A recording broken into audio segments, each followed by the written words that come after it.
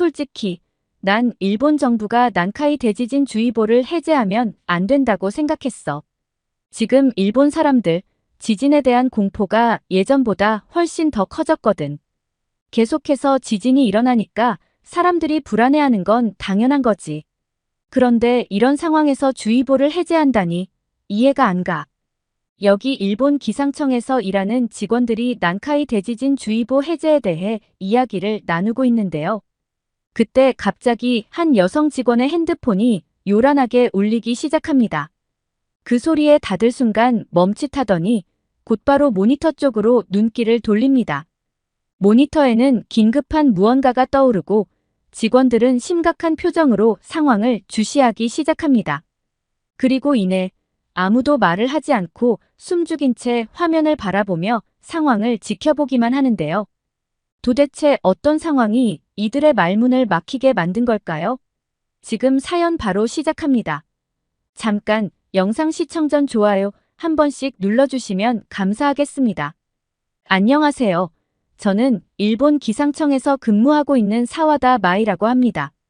어렸을 때 저는 할머니와 함께 살았습니다. 할머니는 제게 가장 소중한 분이셨어요. 부모님은 제가 어렸을 때 교통사고로 돌아가셨고 할머니가 저를 맡아서 키워주셨거든요. 할머니는 매일 저와 이야기를 나누고 맛있는 음식을 만들어주시며 언제나 제 곁을 지켜주셨죠. 그러나 어느 날 모든 것이 바뀌었습니다. 그날도 평소와 다름없는 하루였어요. 저는 학교에서 돌아와 할머니와 함께 저녁을 준비하고 있었습니다. 그런데 갑자기 집이 흔들리기 시작했어요. 처음엔 작은 흔들림이었지만 점점 강도가 강해졌습니다. TV에서는 긴급 재난 방송이 나오고 사람들에게 대피하라는 경고가 전해졌죠. 하지만 그 경고는 너무 늦었어요. 우리 동네에는 지진 경보가 제때 전달되지 않았고 우리는 지진이 시작된 후에야 그것을 알게 되었습니다. 집이 흔들리고 벽이 무너질 때 저는 가까스로 대피할 수 있었지만 할머니께서는 미처 피하지 못하셨어요. 그렇게 전 할머니를 잃었고 혼자 살아남았다는 죄책감이 오랫동안 저를 괴롭혔습니다. 제가 기상학을 선택한 이유도 바로 그날의 경험 때문입니다. 할머니를 지키지 못했던 제 자신을 용서할 수는 없지만 다른 사람들에게 같은 고통이 반복되지 않도록 돕고 싶었습니다. 그래서 기상학을 공부했고 결국 일본 기상청에서 일하게 되었습니다. 저는 일본 기상청에서 자연재해, 특히 지진과 관련된 업무를 주로 담당하고 있어요. 하루 일과가 꽤 바쁘고 긴장감이 높은 일도 많지만 이 일이 중요하다는 걸 알기에 늘 최선을 다하고 있습니다. 아침에 출근하면 먼저 하는 일은 지진 관측 데이터를 확인해요. 일본은 지진이 자주 발생하는 나라라서 전국에 걸쳐 설치된 지진 관측소에서 실시간으로 데이터를 받아보죠. 이 데이터들은 굉장히 중요해요. 지진의 규모, 진원지, 발생 시간 등을 신속하게 파악해야 하니까요. 그래서 제일 먼저 이 데이터를 꼼꼼하게 분석해요. 작은 진동이라도 그냥 넘어갈 수 없죠. 혹시라도 큰 지진의 전조일 수 있기 때문에 모든 데이터를 세심하게 살펴봅니다. 그 다음으로는 만약 의심스러운 움직임이 포착되면 팀원들과 함께 긴급 회의를 열어요. 여기서는 데이터 분석 결과를 공유하고 지진의 발생 가능성을 평가합니다. 만약 지진이 발생할 가능성이 높다고 판단되면 곧바로 경고 메시지를 준비하죠. 이때는 정말 초단위로 시간이 중요해요. 경고를 늦게 보내면 피해가 더 커질 수 있으니까요. 경고 메시지를 보내는 것만으로 끝나는 게 아니에요. 그 이후에는 지속적으로 상황을 모니터링해야 해요. 지진이 실제로 발생했는지, 발생했다면 피해 규모가 어느 정도인지, 추가적인 여진이 올 가능성은 없는지 등을 확인합니다. 이 과정에서 여러 부서와 협력해 데이터를 교환하고 필요한 경우에는 정부 기관과도 긴밀하게 소통해야 해요. 모든 정보를 정확하고 신속하게 전달하는 것이 제 업무의 핵심이죠. 또한 지진이 발생하지 않는다고 해서 일이 끝나는 건 아니에요. 평소에는 예측 시스템을 개선하거나 과거 데이터를 분석해 앞으로의 지진 가능성을 예측하는 연구도 하고 있어요. 이를 통해 더 나은 경고 시스템을 구축하려고 노력하고 있죠. 새로운 기술이나 방법이 도입될 때마다 팀원들과 함께 연구하고 실전에 적용할 수 있도록 준비합니다. 이런 일들을 하면서 저는 늘 긴장감을 가지고 일해요. 할머니를 잃었던 그날의 기억이 저를 움직이게 하니까요. 제 일은 때로는 보이지 않을 수 있지만 국민들의 안전을 지키기 위해서 매우 중요한 역할을 한다고 믿고 있습니다. 그래서 매일매일 최선을 다하고 있죠.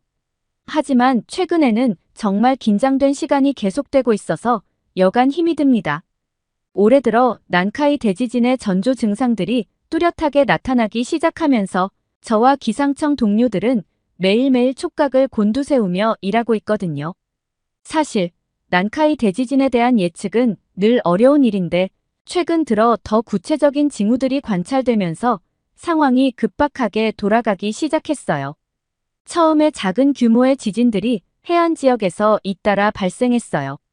지난 9일엔 일본 도쿄 서쪽 수도권 지역인 가나가와 현에서 규모 5.3의 지진이 발생했고 10일에는 일본 홋카이도 해역에서 규모 6.8의 지진이 발생하기도 했죠. 일본은 지진이 잦은 나라라 이런 정도의 지진은 자주 일어나는 일이긴 하지만 이번에는 뭔가 달랐어요. 진앙지의 위치나 지진의 빈도, 그리고 지하에서 관측되는 미세한 변동들이 조금씩 이상하게 느껴지기 시작했죠. 제가 데이터를 분석하면서도 왠지 모르게 불안한 느낌이 들었어요. 그때부터 저희 팀은 이 데이터를 더 면밀히 분석하기 시작했어요. 단순한 자연현상일 수도 있지만 혹시라도 난카이 대지진의 전조일 가능성이 있었거든요. 작은 단서라도 놓치지 않기 위해 매일 같은 시간에 모여 데이터를 검토하고 관련 전문가들과 함께 회의를 거듭했습니다.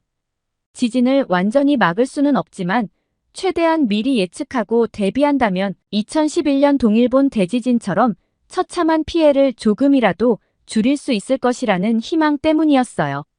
저희는 그 당시의 끔찍한 기억을 생생히 기억하고 있습니다.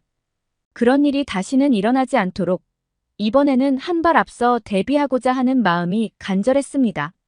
하지만 난카이 대지진은 동일본 대지진보다 더 강한 에너지를 품고 있는 것으로 확인되었습니다. 지진 발생일을 정확히 예측할 수는 없지만 그 상황은 언제 지진이 발생하더라도 이상하지 않을 만큼의 에너지를 이미 축적하고 있는 것은 분명했습니다. 2011년 동일본 대지진이 규모 9.0이었는데 난카이 대지진은 그보다 더 강력한 지진일 것이라고 다들 예상하고 있거든요. 지진 그 자체로도 엄청난 공포지만 더 무서운 건 쓰나미예요.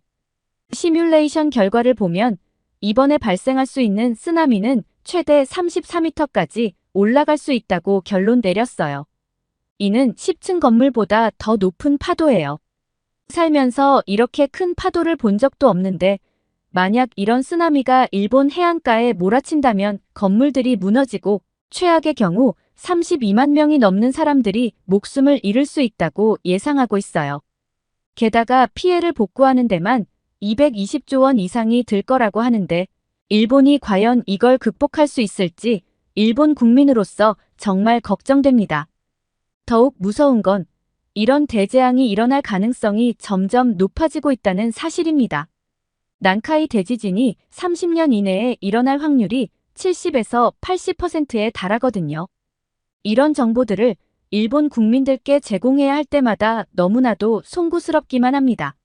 하지만 이러한 비상 상황에서 우리 기상청 직원들은 깊은 고민 끝에 일본 역사상 처음으로 난카이 대지진 주의보를 발령해야 한다고 강력히 주장했습니다. 아무리 불확실성이 크더라도 이 정도의 에너지가 축적된 상황에서 경고를 보내지 않는다면 그 책임은 더 이상 회피할 수 없는 일이 될 것이라는 생각이 들었기 때문입니다. 사실 주의보를 발령하는 일은 굉장한 책임감이 따르는 일입니다. 경고가 지나치게 자주 나오면 사람들이 경고를 무시할 위험이 있고 그렇다고 경고를 늦추면 더 큰 피해가 발생할 수 있으니까요.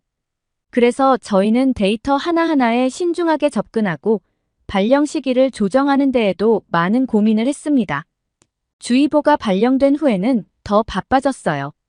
저와 동료들은 국민들에게 정확한 정보를 전달하기 위해 계속해서 상황을 모니터링하고 정부와도 협력해 대책을 마련해야 했습니다.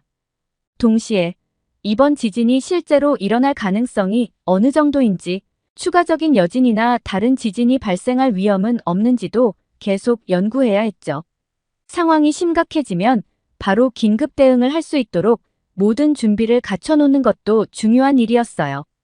저희 모두는 긴장 속에서 일했지만 그 누구도 겉으로는 티를 내지 않았어요. 평정을 유지해야 사람들이 저희를 믿고 따를 수 있으니까요.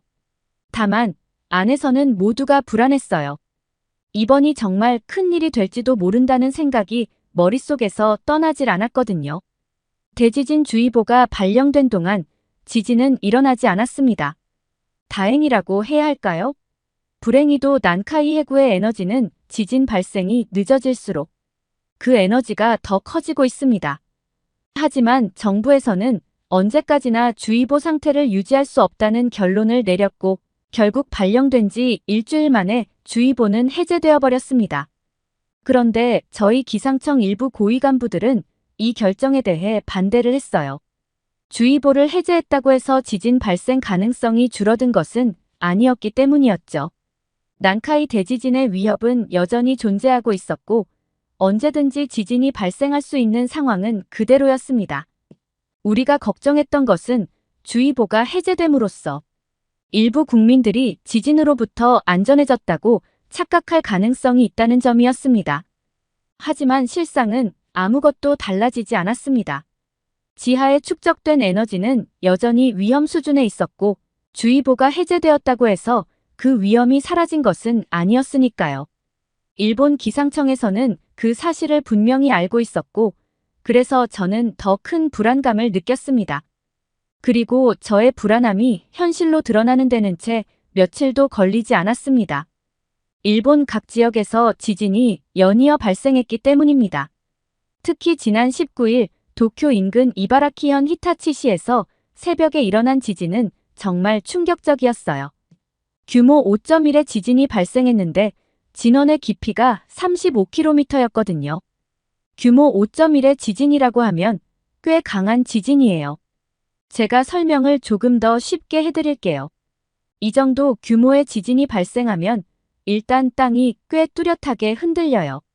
그냥 지나가는 흔들림이 아니라 사람들이 서 있거나 걸어 다니면서도 확실히 흔들림을 느낄 수 있는 정도예요. 특히 높은 건물 안에 있다면 그 흔들림이 더 강하게 느껴질 수 있죠. 이 정도 지진에서는 내진 설계가 잘 되어 있는 건물들은 큰 문제가 없겠지만 오래되었거나 내진 설계가 부족한 건물이라면 균열이 생기거나 심지어는 약간의 손상이 발생할 수 있어요. 창문 유리가 깨지거나 선반에 있던 물건들이 떨어질 수도 있고요. 게다가 진도 5.1 정도면 대부분의 사람들이 뚜렷하게 지진을 느끼고 불안감을 느끼기 시작해요. 집 안이나 사무실에 있던 사람들이 안전한 곳으로 대피하려고 할 정도죠. 이번 지진은 진앙지로부터 꽤 넓은 범위에서 지진이 감지되었기 때문에 히타치시뿐만 아니라 도쿄 같은 인근 도시들에서도 흔들림이 느껴졌던 거죠. 다행히 이 정도 규모의 지진으로는 쓰나미가 발생하지 않는 게 일반적이에요. 해저에서 일어난 지진이라면 소규모의 해일이 생길 가능성은 있지만 큰 피해를 줄 정도는 아니거든요. 어쨌든 그 지진 이후 저희는 곧바로 비상근무 체제에 돌입했습니다. 상황이 상황인 만큼 언제든지 대지진이 발생할 수 있다는 긴장감 속에서 모두가 분주하게 움직였죠. 그런데 그때 상부로부터 이해할 수 없는 지시가 내려왔어요. 히타치시 지진 발생 이후 대지진과 관련된 정보 제공을 중단하라는 지시였습니다. 저는 이게 무슨 말인가 도무지 이해가 가지 않았습니다. 지금 일본 국민들이 대지진의 공포에 떨고 있는 상황에서 지진 관련 정보를 제공하지 말라니요. 말도 안 되는 지시였어요. 국민들이 가장 필요한 순간에 그들에게 가장 중요한 정보를 차단하라는 것처럼 들렸거든요. 지진이 언제든 발생할 수 있는 이 시점에서 국민들도 당연히 그 위험을 알고 준비해야 하는데 왜 그런 결정을 내렸는지 정말 이해할 수 없었습니다. 하지만 일개 직원인 제가 무슨 힘이 있겠어요. 결국 상부의 지시대로 지진 관련 정보 제공은 차치하고 대신 일본으로 북상하고 있는 태풍에 예의주시하기 시작했습니다. 지진에 대한 공포도 모자라서 이제 태풍 안필이 다가오고 있었죠. 태풍 안필은 정말 강력한 태풍이었어요. 사람과 바위가 날아갈 정도의 위력이니 얼마나 강력했는지 체감이 되시나요? 그 위력은 상상 이상이었어요. 태풍 안필이 일본을 강타했을 때 간토와 도카이 지역에는 시간당 200에서 300mm의 폭우가 집중적으로 쏟아졌습니다.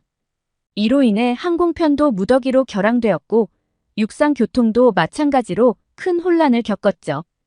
특히 도쿄와 나고야를 잇는 신칸센 열차 운행이 중단되면서 많은 사람들이 발이 묶였고 일상생활에 큰 차질이 생겼습니다. 사실 태풍 안필은 2018년에도 일본을 강타한 적이 있었는데 그때의 피해가 어마어마했기 때문에 이번에는 피해를 조금이라도 줄일 수 있기를 바랐습니다. 그러나 현실은 그렇지 않았어요. 태풍의 강력한 바람과 폭우는 이번에도 엄청난 피해를 가져왔고 부상자들이 어김없이 속출했습니다.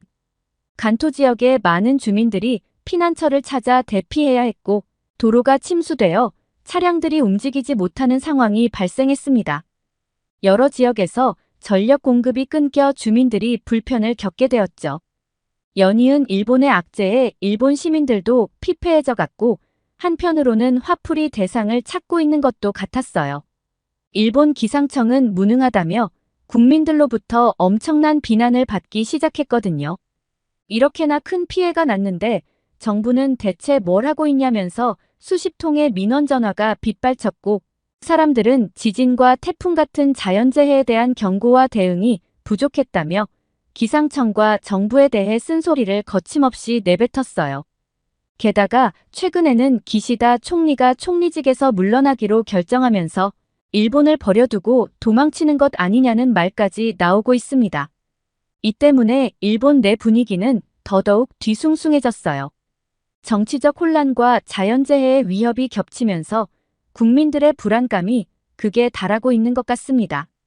이런 상황이다 보니 SNS에서는 난카이 대지진이 오면 각자 알아서 살아남아야 한다는 말이 퍼지고 있어요. 정부와 기상청을 더 이상 믿을 수 없으니 스스로 대비해야 한다는 인식이 확산되고 있는 거죠.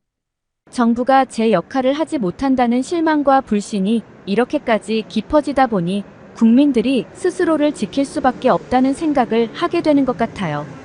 그런데 난카이 대지진을 넘어서 인근 국가들에서도 연달아 지진이 계속해서 발생하고 있잖아요.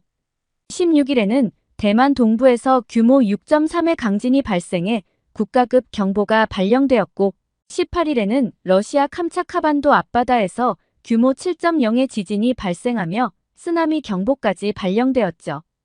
이처럼 지진 활동이 활발해지면서 난카이 대지진의 가능성뿐만 아니라 이 지역 전체가 불의 고리로 불리는 지진대의 위협 아래 놓여 있다는 사실이 더더욱 두려운 상황이에요. 불의 고리는 태평양을 둘러싼 지진과 화산 활동이 매우 활발한 지역인데 최근 들어 이 지역에서 지진이 잇따라 발생하고 있어 상황이 심상치 않게 느껴지기 시작했죠. 난카이 대지진에 대한 걱정도 크지만 이제는 불의 고리 전체가 흔들리고 있는 듯한 느낌이 들어서 더 무섭고 공포스럽게 느껴는 상황이에요. 솔직히 제가 가족이 있다면 일본을 떠나라고 말하고 싶어요. 저도 떠나고 싶은 마음이 굴뚝 같긴 해요. 하지만 또 한편으로는 일본이 제가 태어나고 평생을 살아온 곳이다 보니 쉽게 떠날 수가 없는 게 현실입니다. 안 그래도 점심시간에 직장 동료들과 이 얘기를 나눈 적이 있어요. 다들 비슷한 생각을 하고 있더라고요. 일본을 떠나야 하는 거 아니냐는 얘기들도 오고 갔습니다. 동료 중 한 명이 자기 부모님을 한국으로 보내드렸다고 하더라고요. 언제 큰 지진이 일어날지 모르는 불안한 상황에서 부모님만큼은 안전한 곳에 계시게 하고 싶었다고요. 그 말을 들으니 마음이 참 복잡해졌습니다. 동료 말을 들어보니 지리적으로 한국은 일본처럼 지진이나 화산 걱정을 많이 하지 않아도 된다고 하더라고요. 얼마나 좋을까요? 매일 불안에 떨지 않고 언제 큰 지진이 올지 걱정하지 않아도 되는 곳에서 살 수 있다니 말이에요. 일본에서는 늘 지진의 위험에 노출되어 있으니 그런 걱정 없이 일상을 보낼 수 있는 한국인들의 삶이 정말 부럽게 느껴집니다. 어떻게 바래야 할지도 모르겠어요. 지진이 발생하는 것은 자연의 섭리라서 어떻게 해도 막을 수 없는 현실이니까 그저 피해를 입지 않기만을 바래야 하는 걸까요? 최근 연이어 닥치는 일본의 악재들 앞에서 점점 무력해지는 기분이 듭니다. 아무리 대비해도 자연의 힘 앞에서는 우리가 할 수 있는 일이 너무나도 적다는 생각이 드네요. 이런 불안한 상황 속에서 어떻게든 안전하기를 바라는 마음뿐입니다. 오늘의 사연, 어떻게 들으셨나요? 일본 기상청에 근무하는 사와다 마이님은 기상청에서 일하다 보니 매일같이 자연재해의 위험 속에서 일하며 그 누구보다도 큰 책임감을 느끼실 텐데요. 부디 앞으로 큰 피해 없이 모두가 안전하길 간절히 바랍니다. 오늘의 사연이 좋으셨다면 구독과 좋아요를 눌러주세요. 여러분의 구독과 좋아요는 영상 제작에 큰 힘이 됩니다. 끝까지 시청해주셔서 감사해요. 더욱더 감명 깊은 사연으로 찾아뵙겠습니다.